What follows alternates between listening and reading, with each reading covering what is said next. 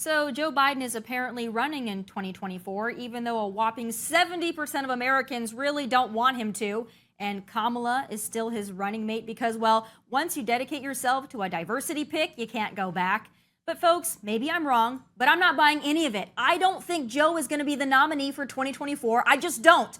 There is a reason his announcement was a Twitter video. He can barely articulate basic English as it is, so either Fauci is going to fund another viral outbreak, allowing Joe to campaign from the cage in the basement where his handlers keep him, or this is all just a front. I am still convinced Gavin Newsom is going to run. He's got Joe's back all right before he shoves him off the cliff like Scar did to Mufasa. I think the Democrats are going to wait till the 11th hour and then pull the rug out from under Joe and hand it to Gavin Newsom. I assume Kamala will be paid off somehow and announce she doesn't want to run for president. Her price will be high, but I think she can be bought out of it. And I know this sounds like a far-fetched theory, but is it?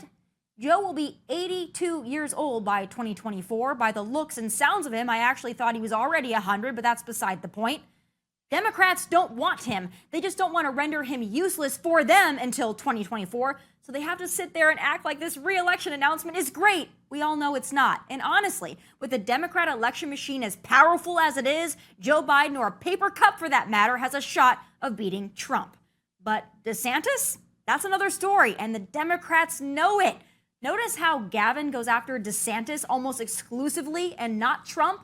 And by all indications, Ron DeSantis is getting ready to announce. And if we're smart, we'll get behind him. It all comes down to Georgia, Arizona, Wisconsin, Pennsylvania, Nevada, and New Hampshire. Can Trump win those? Well, he didn't in 2020, and his endorsement didn't help and actually hurt in the 2022 midterms. So I get the Trump loyalty and why we love him, but can he win? Seriously? I would love for him to be my president again, I really would, but not my nominee. I think the man has been screwed over in a lot of ways too, and it pisses me off, but that's not enough for me to knowingly walk off the electoral cliff with mega blinders on. I'm sorry, I'm shooting you straight. The GOP candidate needs to win independents and needs to win with women. A win with Latinos is another plus. Do you want to see Joe back in office in 2024? Or worse, Gavin or Kamala? Me neither, so be smart. We can't afford to get this wrong. What better way for our sleepy basement president to announce he's running for re-election than to put out a video on Twitter at 6 a.m. when we know damn good and well he ain't even awake at 6 a.m. But here it is in all its glory. Freedom. Personal freedom is fundamental to who we are as Americans. There's nothing more important, nothing more sacred. That's been the work of my first term, to fight for our democracy. This shouldn't be a red revolution.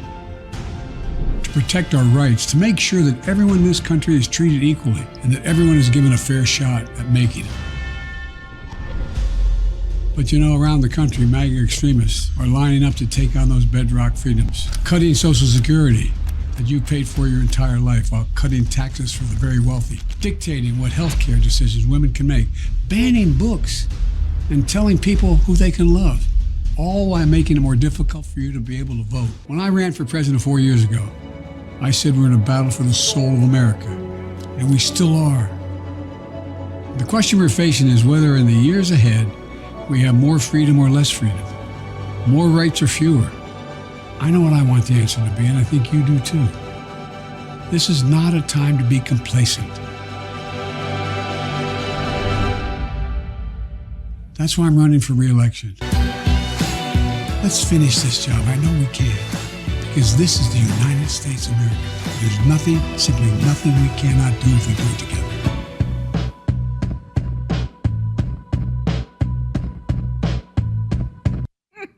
Joe didn't even have the decency to announce in person or even be awake when his puppeteers put out the frickin' tweet. We know this because Jen Psaki flat out told us he doesn't do anything before 9 a.m. To be fair, he doesn't do a whole lot after 9 a.m. either, but still. And what a video it was, all about freedom, patriotism, union workers, and black people, all categories he doesn't actually give a rat's ass about. But hey, looks good, Joe. I especially love the still images of you looking completely and utterly lost. I guess your team didn't have a whole lot to work with. And apparently he's ditched the Build Back Better plan because he's built nothing and literally nothing is better. So now it's let's finish the job, which is actually more honest given we can all just fill in the blanks for ourselves. Let's finish the job, America. Inflation is bad. It could be worse. Let's finish the job. The border is wide the hell open. Millions of illegals have poured in, but let's finish the job. Crime is skyrocketing and lawlessness is off the charts, but everyone isn't dead yet, so let's finish the job. Russia has invaded Ukraine. China has made moves in the South China Sea. North Korea is testing missiles, and major countries are ditching our currency, but let's finish the job.